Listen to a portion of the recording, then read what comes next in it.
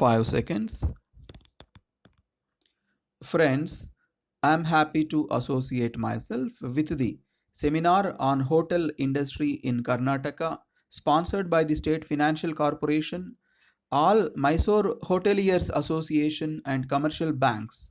I am grateful to the organizers for the opportunity provided to me to be here this afternoon and to share with you some of my thoughts about developing the infrastructure for tourism promotion with special reference to the development of the hotel industry.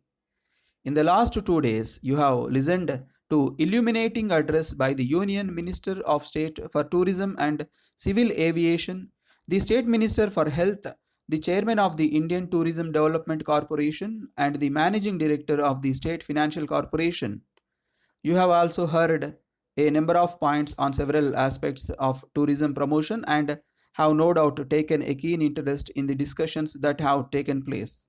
From all accounts, this has been a very successful seminar at which various problems facing the hotel industry in our state in particular and tourism industry in general have been discussed.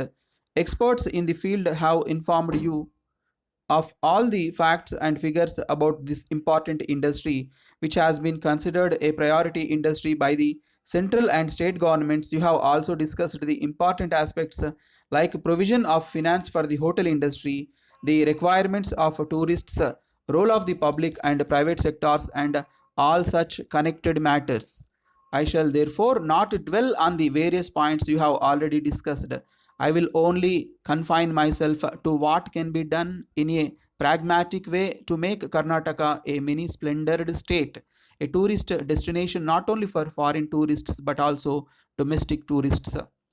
It has been repeatedly stated that tourism is the fastest growing industry in the world.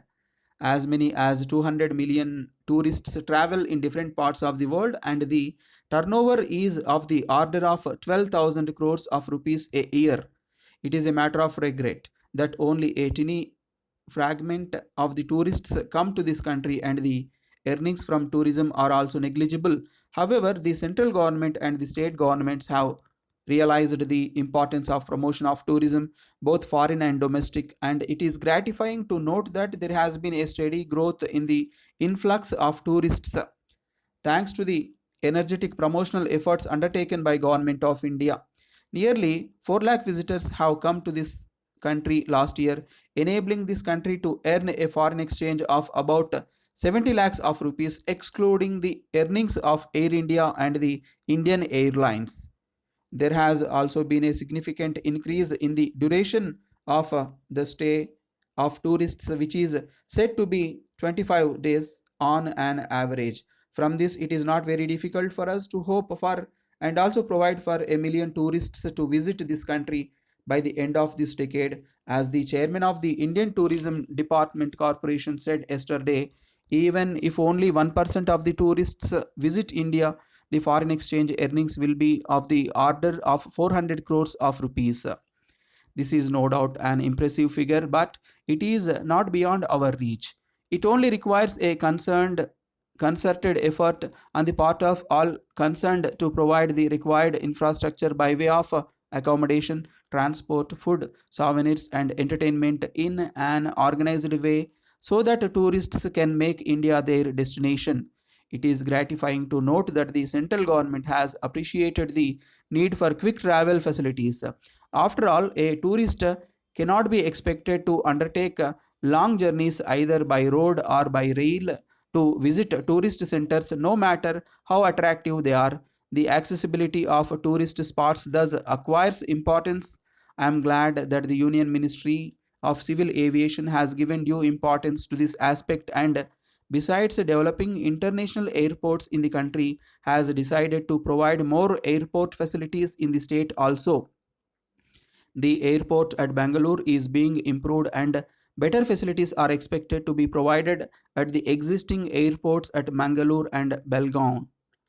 Work on the airport of Hassan is going ahead, and I hope the Ministry of Civil Aviation at the center will also consider developing the airport at Mysore besides commissioning in the next few years airports at other places in the state.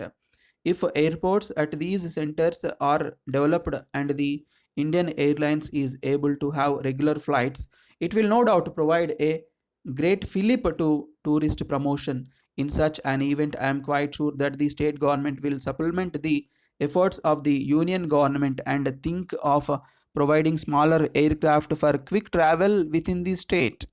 Accessibility to tourist spots means not only air links but also provision of good motorable roads.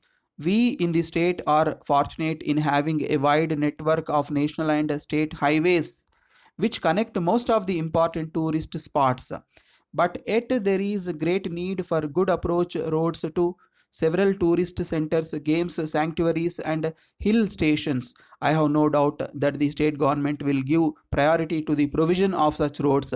In this connection, I must mention that for the proper development of tourist centers, it is necessary that their surroundings are not cluttered up with unwanted structures.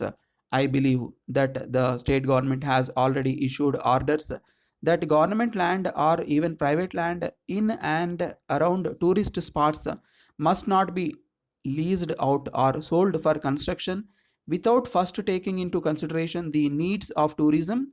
I hope that this order will be strictly enforced and the allotment of land in and around tourist centers will be made only for tourism promotion.